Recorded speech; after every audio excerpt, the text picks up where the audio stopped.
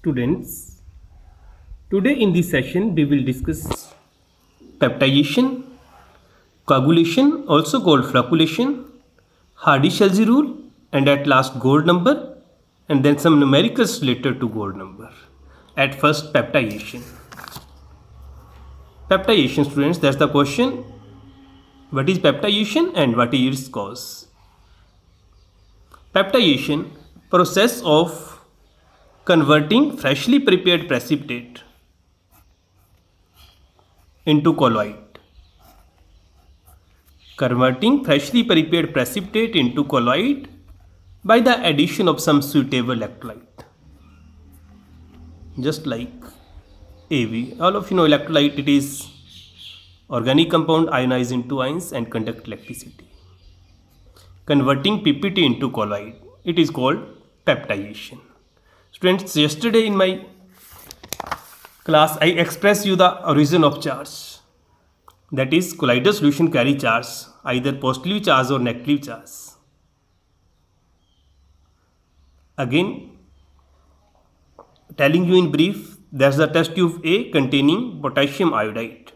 To this I add silver nitrate. And again there's the test tube B containing AgNO3. To this I add potassium iodide. Friends, what will happen?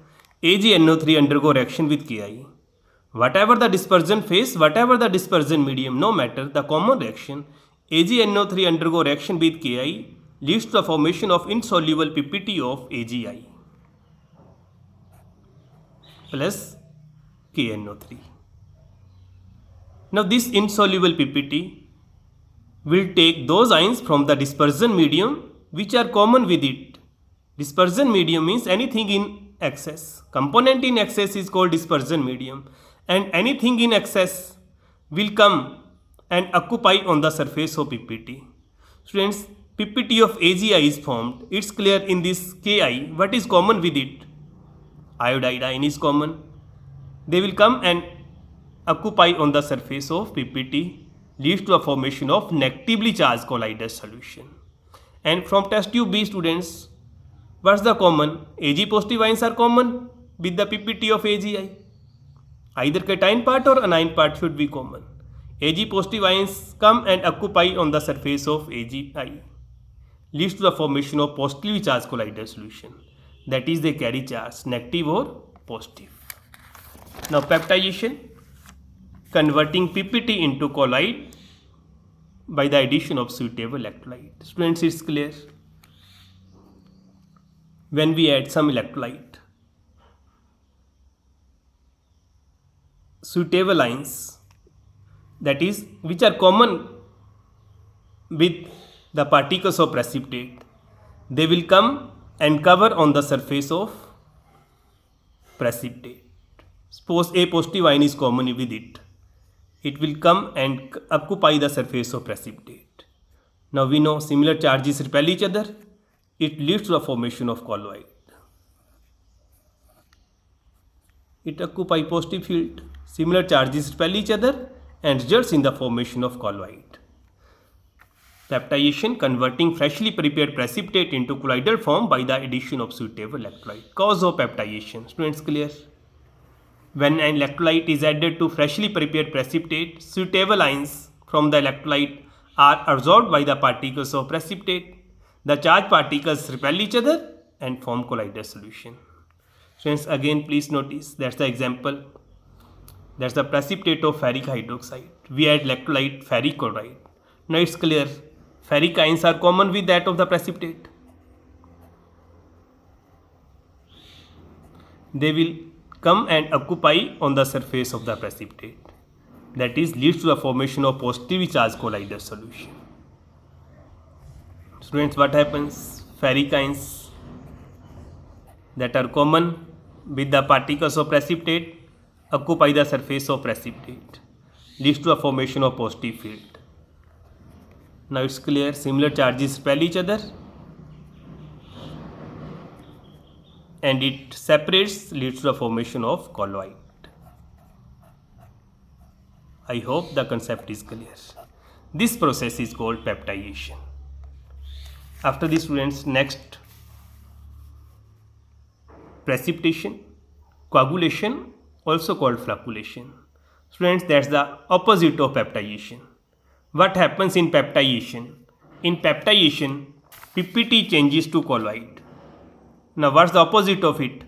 That is, colloid will change to PPT. It is called precipitation or coagulation.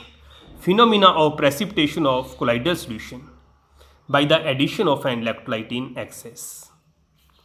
Phenomena of precipitation of colloidal solution, that is, colloid will change to precipitate by the addition of an electrolyte in excess. Students, that's the colloid. We know they carry charge, may be positive or negative. Suppose it carry positive charge. There will be positive field around it. Now, when we add electrolyte to it, what will happen? It will take opposite ions from the electrolyte. Opposite ions, it is positively charged, means vice versa, it will attract negative ions from the electrolyte. As a result, its charge get neutralized and these particles come close and again form precipitate. What is the cause of coagulation? It's clear particles of dispersion phase, colloidal particles possess charge. When electrolyte is added to colloidal solution, the colloidal particles take up ions carrying opposite charge from the electrolyte. As a result, their charge gets neutralized and this causes the uncharged particles to come close and to get precipitated or coagulated. Coagulation, opposite of peptidation, that is precipitation of colloidal solution. Students, its cause, colloidal solution carry charge. When we add any electrolyte, colloidal particles, they carry charge positive or negative. They attract opposite ions from the electrolyte. If it is negative charge, then it will attract A positive ions. As a result, charge gets neutralized and this causes the uncharged particles to come close and to get coagulated. That is coagulation. After this, students, what is coagulation value? How it is expressed? That's the question last time. Coagulation value and how it is expressed. Coagulation value, students, is the minimum amount of the electrolyte in millimoles which is required to cause coagulation of 1 liter of given colloidal solution. We cause coagulation of colloidal solution. What is the minimum amount of the electrolyte required in millimoles? It is called coagulation value. It's clear. What are its units? Millimoles per liter. Coagulation value, minimum amount of the electrolyte in millimoles required to cause coagulation of 1 liter of colloidal solution. Students, next is Hardy-Schellze rule. Students, it's the same copy of coagulation. If you understand the concept of coagulation, that's the topic related to coagulation, that is Hardy-Schellze rule. Coagulation, we study precipitation of colloidal solution. Colloidal solution, it carries some charge, may positive or negative. We add electrolyte to it. If it is positive charged colloidal solution, then it will attract negative ions from the electrolyte. Charge gets neutralized, uncharged particles come close and form PPT. That's coagulation. And coagulation value, minimum amount of the electrolyte in millimoles required to cause coagulation of 1 liter of given colloidal solution. Same Hardy-Schellze rule, students, in 2 steps. The first step is ions carrying opposite charge.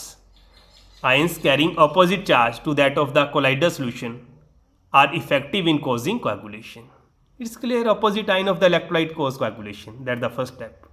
Opposite ion of the electrolyte cause coagulation of colloidal solution. And second point, coagulation power of an electrolyte is directly proportional to the valency of the active ion.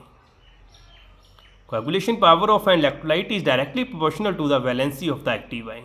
Suppose, students, example, to coagulate a negatively charged colloidal solution, that's the colloidal solution of arsenic sulfide, 1 liter of the colloidal solution. The coagulation power of electrolyte decrease in the order. Students, it is negatively charged colloidal solution. Now it's clear which will cause coagulation, that is positive ion of the electrolyte. Now electrolyte may be AlCl3 electrolyte may be MgCl2 or electrolyte may be NaCl. It is negatively charged colloidal solution. Hence, the positive ion of the electrolyte will cause coagulation. Students, what's the valency of positive ion in AlCl3? That is plus 3. What is the valency of positive ion in MgCl2? Plus 2. In NaCl, that is plus 1. To coagulate a negatively charged colloidal solution, the coagulation power of cation decrease in the order. Students, because it is negatively charged colloidal solution, the active ion will be cation. In AlCl3 it is Al3 positive, in MgCl2 it is Mg2 positive, and in NaCl it is NaCl. Now coagulation value. How much electrolyte of AlCl3 is added? 0.0393 millimoles. Mg2 positive 0.72, Na positive 51 millimoles. It's clear. First point, opposite ion of the electrolyte will cause coagulation. Second, students, coagulation power of the active ion. Coagulation power of the electrolyte is proportional to the valency of active ion. Higher the valency of the positive ion, more will be its coagulation power and less will be its coagulation value, because it will easily cause coagulation. Coagulation power is reciprocal to coagulation value. Lesser the coagulation value, more will be coagulation power. To coagulate a negative charge colloidal solution, which is best electrolyte, students? That's the options. To which option you will take? In which valency of the active ion is highest? Cation is highest in AlCl3, we will take AlCl3. That's Hardy-Schell's rules. Two steps हैं. Opposite ion cause coagulation, and coagulation power of electrolyte is proportional to the valency of active ion. Students, to test yourself, please do this question. Which among the following electrolyte will have maximum coagulation power for FeCl3, Fe3 positive colloidal solution? It is clear, it is positively charged colloidal solution. Students, that's positive charged colloidal solution. It means active ion of the electrolyte will be anion. Now, what's the valency of anion in it? S2 negative, phosphate PO4 3 negative, sulfate SO4 2 negative, NaCl Cl negative. Which has maximum coagulation power? Students, please check in which the valency of the active ion is highest. Then tick it and submit me the answer. After this, students, next topic, protection of colloids. To protect the colloids so they do not undergo coagulation, we study, students, lyophobic colloids. They are highly unstable. Since lyophobic colloids are highly unstable, they easily undergo coagulation by the addition of some suitable electrolyte. When we add an electrolyte to lyophobic colloid, they easily undergo coagulation. They are unstable. Easily attract opposite ions from the electrolyte, charge get neutralized and form precipitate. Now we have to protect them from coagulation. Students, protection of colloids. To protect lyophobic colloids so they do not undergo coagulation, we add some previous amount of lyophilic colloid.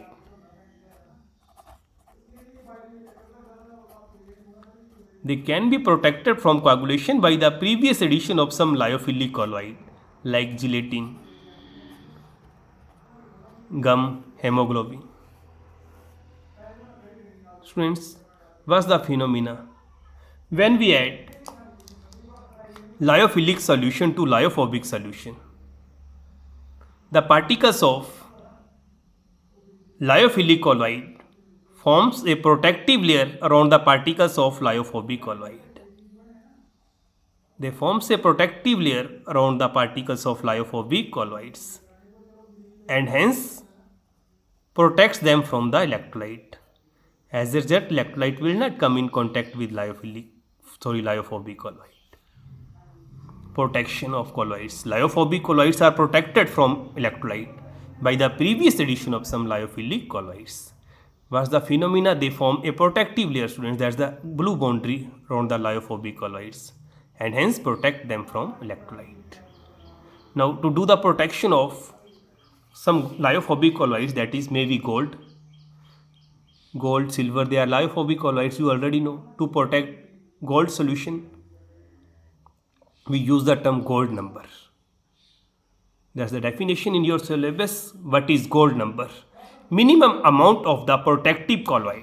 Minimum amount of the protective colloid, that is lyophilic, in milligrams, required to prevent coagulation of 10 ml of given gold solution when 1 ml of 10% NaCl is added to it. Students, please look here. That's the colloidal solution of gold, 10 ml. It is lyophobic. So when we add electrolyte, it easily undergo coagulation. 1 ml of 10% NaCl is added, it undergo coagulation. To protect it from coagulation, before the addition of electrolyte, we add some lyophilic colloid.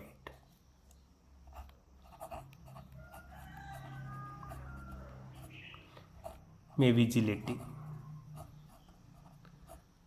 Its minimum amount is called gold number. Minimum amount of the protective colloid lyophilic in milligrams required to prevent coagulation of 10 ml of given gold solution when 1 ml of 10% NaCl is added to it. It's gold number. Students, there are some lyophilic colloidal solutions: gelatin, hemoglobin, egg albumin, starch, and that's the gold number. In case to protect gold solution from coagulation, gelatin, its amount is 0.003, hemoglobin 0.03, egg albumin 0.1, starch 25. Students, again supplement your knowledge. Which is the better protective colloid? Gelatin, because its gold number is minimum. Only we have to add this amount and it protects it from coagulation. Smaller the value of gold number, greater will be the protecting power of protective colloid. Smaller the value of gold number, greater will be the protecting power of protective colloid. I hope the concept is clear what is gold number. At last, students, there are some questions related to gold number. We have to find numericals. The coagulation of 100 ml of colloidal solution of gold is completely prevented by the addition of 0.25 gram of starch to it. It is lyophilic colloid. That's again from definition. Before adding 1 ml of 10% NaCl solution, calculate gold number of starch. We have to find the gold number of starch, students. We protect lyophobic colloid from coagulation. Coagulation of 100 ml of colloidal solution of gold is completely prevented by adding 0.25 gram of starch to it before adding 1 ml of 10% NaCl. If you directly add 1 ml of 10% NaCl, it undergo coagulation. Before this, we add this lyophilic colloid. What is gold number? Students, there's that super trick how to find numericals related to gold number. Gold number, please write, equals to number of milligrams of lyophilic colloidal solution added. Number of milligrams of lyophilic colloidal solution added upon volume in ml, multiply by 10. Only we use the trick and we solve all the numericals related to gold number. Now students, how much amount of lyophilic colloidal is added? That is 0.25 gram of starch is added. Number of milligrams, please convert it to milligram. 1 gram is equal to 1000 milligram. 0.25 into 10 की power 3 upon volume in ml. Students, what's the volume of the solution? It's in question 100 ml. Multiply by 10. Let's change this to 2. Our answer is 25. Within seconds we can solve such questions. Amount of lyophilic colloid in milligram upon volume in ml, multiply by 10.